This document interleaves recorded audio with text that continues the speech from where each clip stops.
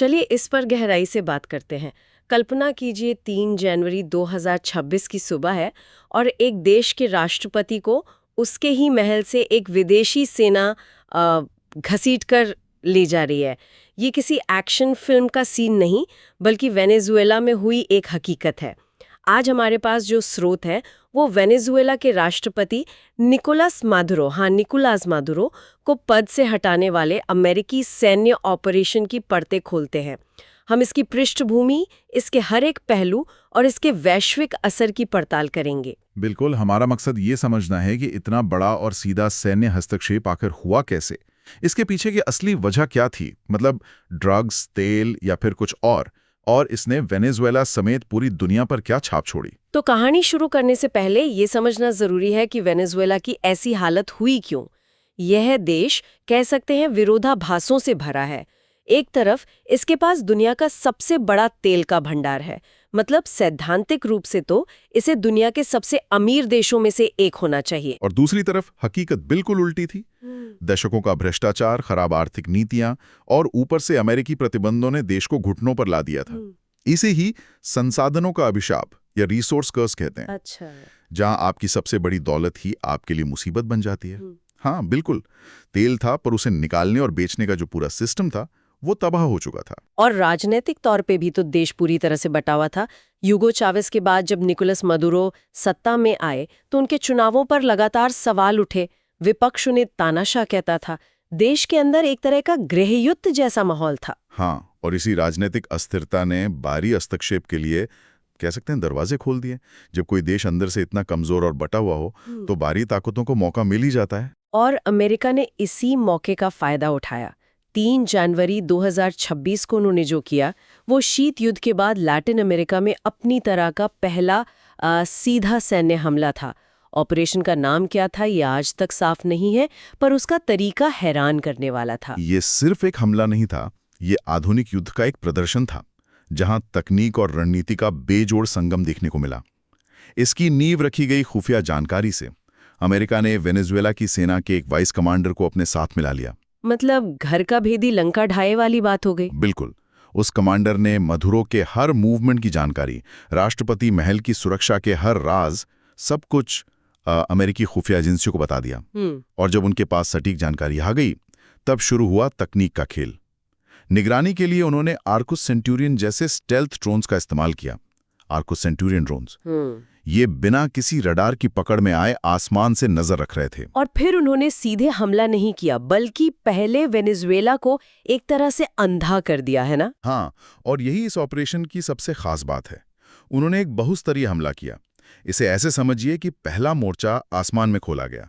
F-35 fighter jets, जो अपनी stealth technology के लिए जाने जाते हैं, F-35 फाइटर जेट्स ने आसमान में एक ऐसा सुरक्षा कवच बना दिया कि वेनेजुएला का कोई भी लड़ाकू विमान उड़ान ही ना भर सके।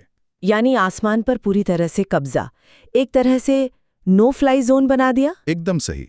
और जब आसमान सुरक्षित हो गया तब दूसरा और सबसे दिलचस्प चरण शुरू हुआ, जो था इलेक्ट्रॉनिक युद्ध। इसके लिए उन्होंने खास ग्राउलर विमानों का इस्तेमाल किया।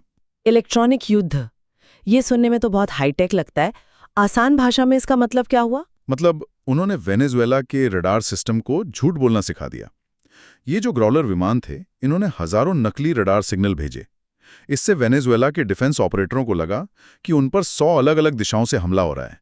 उनकी स्क्रीन पर हर तरफ खतरे के निशान चमक रहे थे। बाप रे, मतलब उन्हें समझ ही नहीं आ रहा था कि असली दुश्मन है कहाँ और नकली कौन है। बिल्कुल, पूरी तरह से भ्रम की स्थिति पैदा कर दी। बिल्कुल, ये डिजिटल दुनिया में दुश्मन की आंखों पर पट्टी बांधने जैसा था।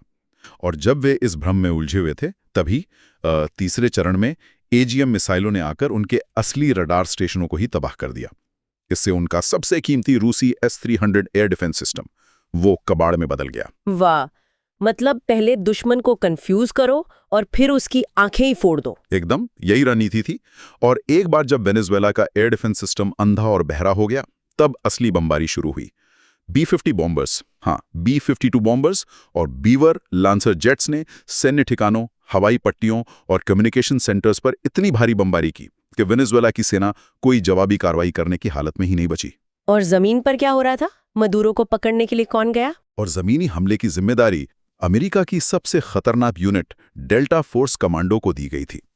उन्हें खास नाइट स्टॉकर और सीहॉक हेलीकॉप्टरों से सीधे राष्ट्रपति महल के पास अंधेरे में उतारा गया। और जाहिर है इन कमांडोज के सपोर्ट के लिए भी पूरी व्यवस्था होगी। जबरदस्त व्यवस्था थी।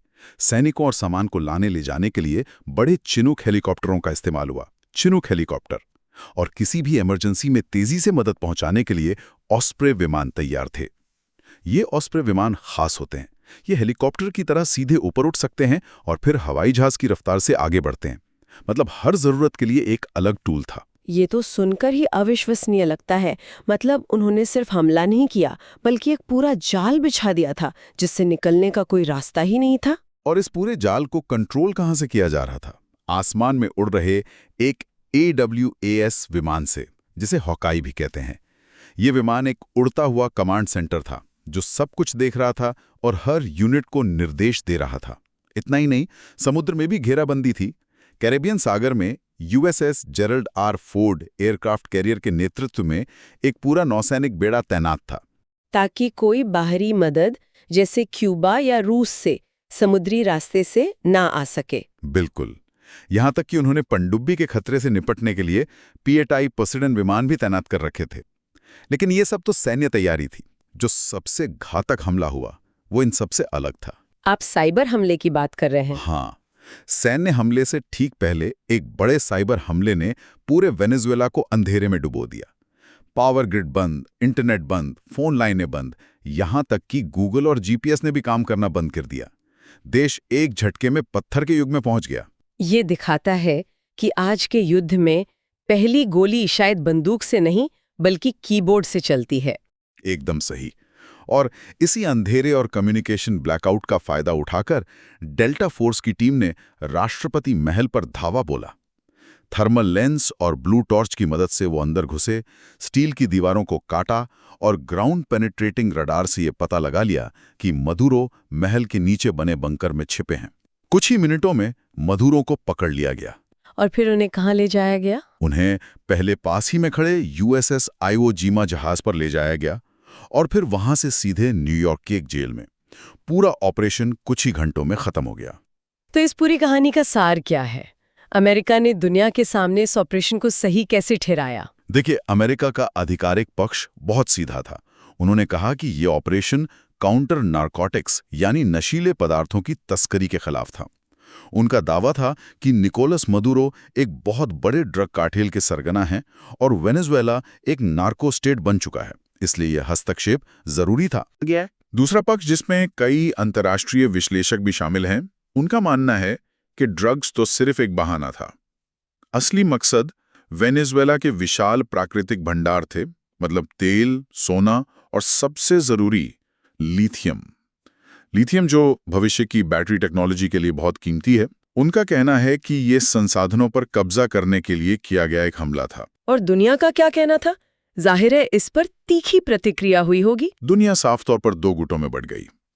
रूस, चीन, ईरान और क्यूबा जैसे देशों ने इसे एक स्वतंत्र देश पर हमला और अंतर्राष्ट्रीय कानून का मजाक बताया। उन्होंने इसकी कड़ी निंदा की। और अमेरिका के सहयोगी देशों ने क्या कहा? यहां तक कि कई पश्चिमी देश जो मदुरो के शासन के सख्त खिलाफ थे, वो भी इस सीधे सैन्य हस्तक्षेप के तरीके से असहज थे। उन्होंने भी चिंता जताई कि सत्ता परिवर्तन का ये तरीका एक खतरनाक मिसाल कायम करेगा। ये मामला संयुक्त राष्ट्र सुरक्षा परिषद तक पहुंचा, जहां अमेरिका और इसके सहयोगियों का रूस और चीन से तीखा टकराव हुआ। तो ऑपरेशन तो सफल रहा, मदुरो पकड़ लिए गए, लेकिन किसी भी सैन्य कार्रवाई का असली इम्तिहान तो उसके बाद शुरू होता है। क्या वेनेजुएला के लोगों के लिए अच्छे दिन आए? स्रोतों के मुताबिक कहानी बिल्कुल उल्टी थी। बिल्कुल, हालात सुधरने के बजाय और ज्यादा बिगड़ गए। देश की मुद्रा बोलीवर, जो पहले से ही कमजोर थी, वो तो पूरी तरह से ढह गई। महंगाई आसमान छूने लगी और खाने पीने से लेकर पेट्रोल डीजल तक हर जरूरी चीज की कमी हो गई। और जो लोग पहले से ही देश छोड़कर जा रहे थे, उनका क्या हुआ? उस पलायन के संकट ने एक भयावह रूप ले लिया। लाखों और लोग देश छोड़कर भागने लगे, जिससे पड़ोसी देशों, खासकर कोलंबिया और ब्राजील पर जबरदस्त दबाव पड़ा। ये लैटिन अमेरिका के सबसे बड़े मानवीय संकटों में से एक बन गया। और वैश्विक स्तर पर इसके क्या परिणाम हुए? तेल बाजार पर तो असर पड़ा ही होगा। हाँ, तेल बाजार में भारी उथल-पुथल मच गई, जिससे दुनिया भर में तेल की कीमतें प्रभावित हुईं। लेकिन एक और दिलचस्प और रणनीतिक नतीजा निकला। अमेरिका के हाथ वेनेजुएला के रूसी सुखोई 30 लड़ाकू विमान लग गए, सुखोई 30 जेट्स। अब अमेरिकी इंजीनियर्स इन विमानों की रिवर्स इंजीनियरिंग करके रूसी सैन्य तकनीक के राज जान सकते हैं, जो रूस के लिए एक बहुत बड़ा झटका है। ये पूरी घटना अंतर्राष्ट्रीय नियमों और संप्रभुता के सिद्धांत पर बहुत बड़े सवाल खड़े करती है। क्या कोई भी शक्तिशाली देश किसी दूसरे देश में घुसकर इस तरह की कार्रवाई कर सकता है, सिर्फ इसलिए कि उसे वहां का शासन पसंद नहीं? यही सबसे बड़ा सवाल है जो इस घटना से उभरता है। अपराध से लड़ने और सत्ता परिवर्तन करने के बीच की वो पतली सी रेखा आखिर है कहाँ? अमेरिका ने इसे ड्रग्स के खिलाफ ऑपरेशन कहा, लेकिन दुनिया ने इसे सत्ता परिवर्तन के रूप में देखा। हमारे स्रोत बताते हैं कि इस पूरी घटना में भारत जैसी उभरती शक्तियों के लिए कुछ गहरे सबक छिपे हैं। हाँ, और ये बहुत जरूरी है। स्रोत इस बात पर जोर देते हैं कि अमेरिका की रणनीति अक्सर सीधी सैन्य कार्रवाई से नहीं, बल्कि उससे बहुत पहले शुरू हो जाती है। वो पहले आर्थिक प्रतिबंध लगाते हैं, सोशल मीडिया और एनजीओ के जरिए देश के अंदर असंतोष फैलाते हैं, सरकार के खिलाफ माहौल बनाते हैं, और जब देश अंदर से खोखला हो जाता है तब जाकर सैन्य कार्रवाई करते हैं। तो ऐसी स्थिति में भारत जैसे देश के लिए क्या सुरक्षा कवच है? पहला और सबसे मजबूत कवच तो हमारी परमाणु क्षमता है। ये एक ऐसी रोकथाम की शक्ति है जो किसी भी दुश्मन को हम पर सीधा हमला करने से पहले 100 बार सोचने पर मजबूर करती है। इसका श्रेय इंदिरा गांधी, अटल बिहारी वाजपेयी और डॉक्टर एपीजे अब्दुल कलाम जैसे दूरदर्शी नेताओं को जाता है।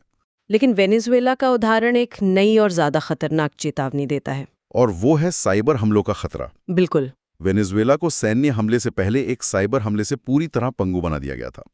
उनका पावर ग्रिड, उनका बैंकिंग सिस्टम, उनका कम्युनिकेशन सब कुछ विदेशी नियंत्रण में था और एक झटके में बंद कर दिया गया। ये हमें बताता है कि हम साइबर हमलों के सामने कितने कमजोर हो सकते हैं। मतलब असली आजादी से फौज की ताकत से नहीं, बल्कि तकनीकी आत्मनिर्भरता से भी आती है। एकदम। अगर हमारा पावर ग्रिड, हमारा जीपीएस, हमारा मोबाइल नेटवर्क सब कुछ विदेशी सॉफ्टवेयर या हार्डवेयर पर निर्भर है, तो हम हमेशा एक बटन के क्लिक पर पंगु बनाए जाने के खतरे में रहेंगे। इसलिए मेक इन इंडिया और डिजिटल इंडिया जैसी पहलें सिर्फ आर्थिक विकास के लिए नहीं है, बल्कि हमारी राष्ट्रीय संप्रभुता और आजादी की रक्षा के लिए भी उतनी ही जरूरी हैं। तो आज हमने देखा कि कैसे वेनेजुएला में एक बेहद आधुनिक, तेज और बहुआयामी सैन्य ऑपरेशन को अंजाम दिया गया। यह सिर्फ एक देश पर हमले की कहानी नहीं, बल्कि ये आधुनिक युद्ध के बदलते चेहरे की कहानी है, जहां साइबर स्पेस एक नया और शायद सबसे महत्वपूर्ण युद्ध क्षेत्र बनकर उभरा है। और ये हमें एक विचार के साथ छोड़ जाता है।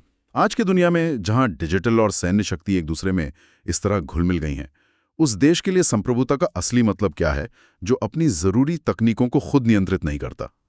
वेनेजुएला की कहानी शायद सिर्फ भू राजनीति का एक अध्याय नहीं है, बल्कि 21वीं सदी में राष्ट्रीय स्वतंत्रता के बदलते स्वरूप के बारे में एक गंभीर चेतावनी भी।